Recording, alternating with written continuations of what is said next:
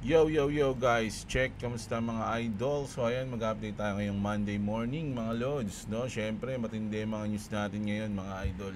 No, check natin yung balita bago sa trending dito sa ating X account, mga loads.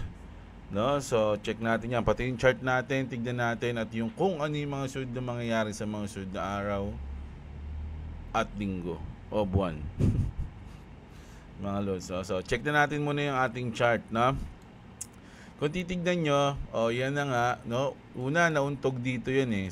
Dito siya banda sa 2.39 and then konso and then nauntog ulit siya dito na banda yung magti 2.4 na. And then tinagos, mga lodi, nagkaroon tayo ng fake pump. Kaya bumagsak ulit siya dito sa 2.35, no? Ayan mga idol. Dito yan sa XRP, no? So iniisip ko, sayang kanina anong oras. Nakita ko to eh. Kaya lang, ayun, may tao kasi kanina, hindi ko nabantayan. So 2.35 ng alas 8 ng umaga to, mga lord. Sayang to. Sana bumabababain niya pa tong ito, kunin niya to. Yung liquidity dito, no? Sana bumaba pa siya diyan bago siya lumipad. So if mangyari yon, dun tayo magpo-position mga lodi sa ating long. No, ayoko muna mag-short eh. Medyo kailangan nating mag-abang ng long position. Tingin ko kasi, kaya nga sabi ko this week is recovery week. No, so sa tingin ko it's either ngayon, bukas o Miyerkules sa gitna ng week niyan medyo makaka-recover na tayo. So ang inaabangan ko is long position. Ayun yung sa tingin ko lang yun mga loads. So punta na tayo sa ating crypto bubbles mga loads. So sa hours natin, ayan, medyo kita nyo naman, hindi naman siya ganun ka pulang-pula, hindi rin siya ganun ka green, no? Kumbaga parang boring lang. Boring lang ang nangyayari, boring na kilos, no? Pero sa day natin, medyo naka-recover na lahat. Hindi na pulang-pula tulad ng week, ayan, no? Kasi sa week natin kita nyo talagang basag eh. So sa day natin, medyo nakaka-recover din sa hours, ganun din. No, so ayan, abang-abang lang tayo ng mga susunod. Mukhang bumabuelo na. Pababa. Pababa pa bumabuelo mga idol. Sa tingin nyo. Pero sa tingin ko talaga recovery week. Pero sana, tama. Kung mali tayo, di yun, mali tayo. Mga idol, no? So check natin unang news natin. Nako, good news to sa mga na lindol. Message from Binance CEO to earthquake victims in the Philippines. In case you miss it, Binance Charity, the philanthropic arm of cryptocurrency exchange Binance, has launched 3.5 million pesos, approximately $61,400 relief initiative to victims of two powerful earthquakes that recently struck in the Philippines, no? So sana ma-distribute ng maayos, no? Hindi na kurakutin, no? Sana meron silang kausap doon na talagang magbibigay ng maayos na mga ayuda hindi, goods, no? Yung tulong talaga mapunta sa mga tao kasi alam niyo naman sa Pilipinas, mga idol, 'di ba? Katungan. Speaking of Binance, mga lodi, meron silang message dito sa mga users ng Binance. In line with our commitment to protect our users and provide a fair platform, last week, we banned over 600 accounts, mga lodi. Ito yung kasunod to nung pag-flash crash natin, October 10. Diba? Nag-ban sila ng 600 accounts. Bakit? That had misused Binance Alpha by fraudulently using automated tools or bot farms. Nag-bot sila, mga lodi. Nag-bot farms, gumamit sila ng mga bot. We are enhancing our users' feedback mechanism and we encourage the community to actively report any fraudulent activities or abuse of the platform with immediate effect. If a reported account is verified by us to have breached the Binance terms of use, the Binance Wallet terms of use, and or misuse the Alpha platform, we reserve the right to permanently ban the account from participating in all Binance campaigns and promotions and claw back the account's airdrop and related earnings. The first user who submits a verified report can receive a reward. Nako. So, pwede ka pala maging ano dito, bounty hunter. Reward of 50% of the recover earnings from the reported account. So, pag may nahuli ka na malaki yung ano, sa'yo mapupunta yung 50%. When submitting reports via our official link, please include as much information as possible. So, kung gusto nyo tumulong daw sa Binance, mga Lodi, kayo magre-report sa kanila, meron kayong 50% kung gaano man yung nakuha ng account na yun, mga Lodi, no? So, papaldo pa kayo. Ibig sabihin, nakatulong na kayo sa Binance, paldo pa kayo. Yung mga magagaling dyan, yung mga techie, mga Lodi, sa hindi tayo ganun eh. Wala akong kaalaman sa ganyan masyado eh. So, ayan. Grabe. So, next news natin, mga Lodi, si Jack Dorsey, ang founder ng X o ng Twitter.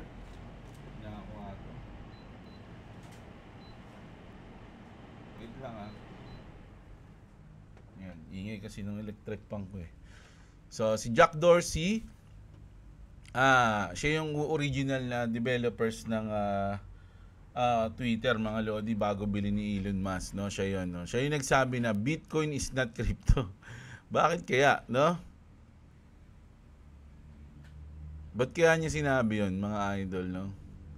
Bitcoin is the king of crypto. O, pwede rin naman yun, mga Lods, no? Billionaire can be idiots. Ba't niya kaya sinabi yun, mga Lods? Ito naman, former PayPal president, sabi dito, sell gold, buy Bitcoin. Sabi, he said, we're the world's #1 holder of gold. If Bitcoin is the superior version of gold, why not rebalance part of our reserves into BTC? The growth potential over the coming decades is far greater. Alam niyo, napapansin ko yung mga big time na mga tao na yung mga bilyonaryo, parang naguguluhan pa sila kung mag-invest sa Bitcoin o hindi, no? Kasi sa Bitcoin, ang Bitcoin kasi, mga Lodi, volatile. Di ba? Hindi katulad ng gold. So volatile din naman, pero mas sobrang volatile yung Bitcoin, lalo na pag nag-bear market. So syempre itong mga mayayaman na to, mga Lodi, o kung hindi man siya, yung iba pang mag-invest sa Bitcoin, na sila, na-curious na sila, yung mga bilyonaryo. Oy, inano na ni Trump, ganito, Bitcoin, okay bang mag-invest dyan, ganito, ganyan. Pero yung iba, syempre, wala, alam lang nila, volatile. Pero pag sila nakaranas ng volatility na yon, nako, magigigi sila, mga idol. Minsan, bumababa ng 50 to 70% yun, 80% pa nga. Kaya ba nilang makita yung asset nila na bumaba ng ganon, mga Lord? Sa tingin nyo, syempre, kung ikaw, bilyonaryo ka, 10 billion yung invest mo sa Bitcoin, tapos biglang bumaba ng 80%, 70%, di magiging na lang, 3 billion na lang. Kaya mo bang makita yun na parang down ka ng 7 billion? Tapos ang nagsasabi, hindi, babalik yan. Ano, di ba? Paano kung hindi na? Siyempre, agad may isip na, laking pera nun eh, mga Lods. Pero sila, parang sa ngayon, mga Lodi, parang na-hype ngayon talaga yung Bitcoin, lalo na ngayon. Sa tingin ko nga, pa-bull market na talaga eh, mga Lods, dahil may mga ganito niyang news, no? Isipin nyo, PayPal president to, mga idol, nagsabi na sell gold, buy Bitcoin. Kung mga nakaraang cycle pa to sinabi niya to, malamang lumipad talaga si Bitcoin ng malupit eh. Dati may mga balita lang na konti sa isang coin, o kaya sa Bitcoin talagang lumilipad na yung coins. Ngayon harap-harapan na, sinasabi na, pinopromote na. Pero hindi masyado naapektuhan si Bitcoin, di ba? Grabe. So ito maganda tong news na to. Something's unusual is happening this week, sabi dito, mga Lods, no? On Friday, we are receiving CPI inflation data during the US government shutdown. Isipin nyo na, magkakaroon tayo ng CPI habang shutdown yung government, mga Lodi, first time. Tapos, first time din na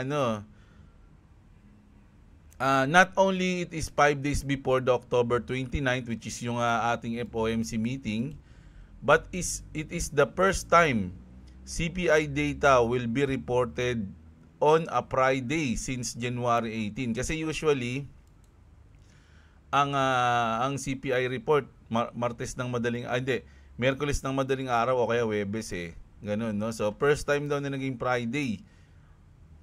'Di ba? Tas first time pa na naka-shutdown yung market. Ay yung government. Since January 18. Ilang taon na 'yan.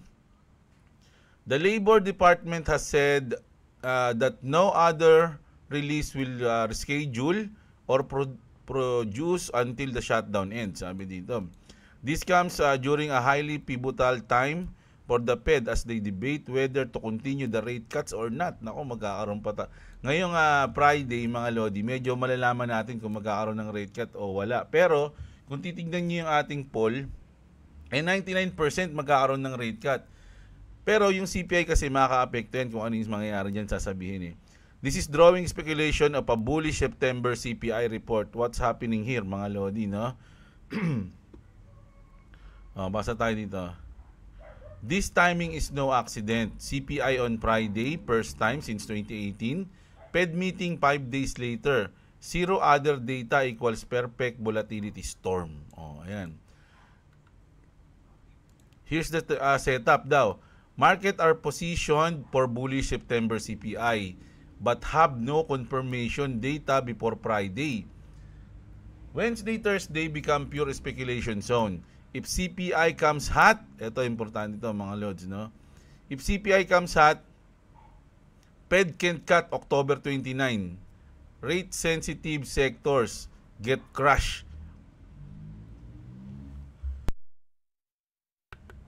So ibig sabihin kapag ito nga CPI daw comes hot, baka hindi mag-cut ng rate sa October 29. Nako, babagsak tayo. If CPI comes cool, shutdowns, mask weakness, narrative, defensive, rotation, anyway, sabi dito. Either way, volatility spike Thursday, Friday, mga Lodi, no? So Thursday, Friday, nako, medyo malupit yan, mga idol. Kasi kung titignan nyo, Huwebes ng madaling araw ata sa atin yun eh. Yung Friday. Ay hindi, Friday ng alas 8:30 pala to ng gabi, mga Lodi, sa atin. So gising tayo nito, maganda-ganda mag-trade nito pagka ganyan. Tapos ayun na mga Lods, no? It's so obvious the timing of the shutdown. It's because all of the numbers are terrible. Also, the government shutdown happened on the same day the FHA foreclosure forbearance ended. No coincidence, sabi dito mga Lods, no? So talagang ito daw talaga yung, kaya nga sabi dito something unusual is happening this week eh. Mga Lods, parang kakaiba siya. Nako, mukhang delikado tayo dito mga idol . Pero sana yung CPI kasama yan sa makatulong yan sa sinasabi kong recovery week natin. Diba, yun na. Dito yan, kukunin niya yan, mga Lodi. Diba? So, ayan. Tapos, eto na. A storm is coming on XRP Ledger kasi nag-uuna na sila dito, mga idol eh. Across the continent, DNA Protocol has onboarded certified labs to anchor genomic identified data on the XRP Ledger, expanding secure decentralized healthcare access. So sa Nigeria, ginagamit nila yung dito mga Lods sa XRP Ledger, no? 11 labs, sa Kenya 6, Zimbabwe 9, sa Ghana 12, Ethiopia 4, tsaka Tanzania 6. Ongoing lab intakes continue across additional African nation as part of DNA Protocol's mission to build a continent-wide genomic identity network anchored on XRP Ledger. Ayan, grabe si XRP Ledger talaga eh. Ito. Ito yung mga Lodi, yung involvement daw ni Elon Musk sa XRP. Naniniwala ba kayo na involved siya? Diba? So basahin lang natin to. Si Lord Belgrave. Si Lord Belgrave, mga Lodi, isa siyang banker, no? Kumbaga, may siya. Ito nga sabi niya rito, over the years, I've sat in a meeting pew outside the inner corridors of finance, ever witness.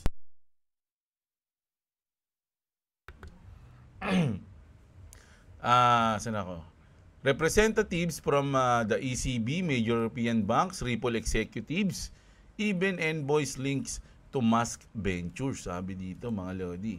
The discussions weren't theoretical. They were about interoperability, liquidity, and the infrastructure of a new financial standard. So ito yung laging nakakabit sa pangalang Ripple o XRP. I've said it before, transformation doesn't arrive with headlines. It arrives through alignment. Elon Musk has long been fascinated by decentralized payments long before his takeover of X. So bago niya bilhin yung X, talagang gusto niya na yan, yung decentralized payments. What Ripple has quietly built over the years aligns closely with the infrastructure vision he's always hinted at. Instant borderless value transfer. So ayun din yung gusto ni Elon Musk, yung ginagawa ng XRP. Now that he control one of the world's largest communication and financial distribution platforms, which is yung X, the stage is set for something significant. When the time is right, I'll share what I know and I can tell you this something big is coming. Laging ganun, no? Puro something big is coming. Tsaka sabi dito mga idol, ever notice how every time he tweets, si Elon Musk yan every time he tweets about Ripple's next move, an official announcement follows weeks later. Ripple ECB, Musk, the dots are connecting faster than anyone realized. I don't know what he's about to reveal, but it feels like we're days away from making history. Mga lord, nararamdaman nyo na ba yun mga idol na napakalapit na ng ating to the moon? Ito, nagtag sa akin ito. Actually, nakita ko na ito kanina. Hindi ko sana sasama Kaya lang may nagtag sa akin. When we see some major price action come from XRP, I've got uncomfortable news for you. So ito yung parang babalaan nyo to sa may mga hold ng XRP. A lot of exchanges won't have the liquidity to let you exit at market value. So lahat yung karamihan daw ng crypto exchange baka hindi ka makabenta o kung ano man yung sabi niya rito. And with the supply shock, institutional buyers dominate OTC and retail will get stuck fighting for exposure to ETFs and DATs or the ATs. Everyone wants to believe their XRP bag is going to make them rich overnight while they do nothing differently. Well, I'm here to tell you that without custody, tax strategy, and wealth infrastructure before the liquidity event, you'll fumble generational wealth. So parang sinasabi niya lang dito mga lodi na baka mahirapan kayo mag-out o mag-take profit kasi sa crypto exchange kasi pag once na lumipad yan mga idol, hindi natin alam yung pwede mangyari. No, maraming mapupomo, yung transaction, yung volume masyadong madami. No? When XRP moves, most people think they'll just sell at $10 and crash out. Simple, right? Not exactly. If too many people try to sell at once, the market doesn't have enough buyers. Tama, di ba? Ready to take all those orders at that same price. That's called thin liquidity. Oh, di ba? So when you hit sell at $10, your order might actually fill at $8.50. That's a slippage, and yes, it can cost you thousands if, in a few seconds. So ganun pala mga lodi, sa sobrang dami minsan kapag kasi syempre mabilis yung galaw Kunyari, naka-set ka ng $10, pero pag click mo, biglang gumagalaw yung market. O kaya, hindi ko pa kasi ito magets mga lodi. Minsan, kasi nangyayari sa akin minsan to Nagtataka din ako dyan kapag malakihan Nangyayari sa akin to nung kumuha ako ng malaki. Ay nag-out ako ng malaki. Minsan, may mga chance na hindi, kung ano yung order mo, hindi yun yung papasok. Think of it like being a concert when the fire alarm goes off. Everyone tries to leave through the same small door. People get stuck. That's what happens during parabolic rallies. Everyone rushes to the exit at once, but the door liquidity is too small. Ayan. Now, here's why this matters even more for XRP. While retail traders use normal exchange like Coinbase or Kraken, big institution, banks, hedge funds, corporation don't. They trade off exchange through private deals called OTC trades. And with Ripple's 1 billion acquisition of GT Treasury, even more, XRP liquidity is about to move off exchanges and into corporate payment systems. That's a great for real-world adoption. But it means there'll be less XRP available on public markets when everyone tries to sell. Oh, di ba? Wala, konti na lang XRP. Wala akong XRP sa mga crypto exchange dito sa Bitget mga lodi. Marami lang akong coins, no, yung mga inipon natin na iba. Pero yung XRP ko nasa cold wallet. So yeah, when the next XRP bull run hits, price could fly higher than ever, but cashing out won't be as simple as clicking a button. The fix? Plan ahead. Move your XRP off exchanges now. Set your sell targets early. Use limit orders instead of market ones.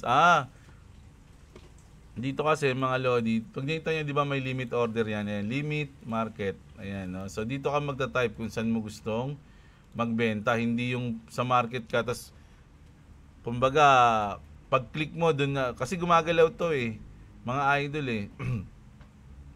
diba? So, para kang kumbaga, kailan papasok yung trade mo? Minsan kasi may delay no? So, mamaya, kung click mo dito sa 2.396, pag-click mo niyan, pang, umaano pa siya, parang naglo-loading.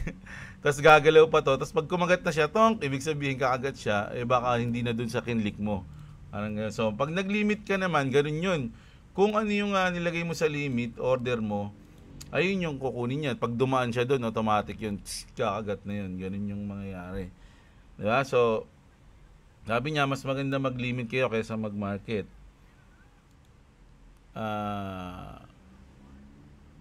Don't wait for the chaos to make a plan. Ayan. Use limits.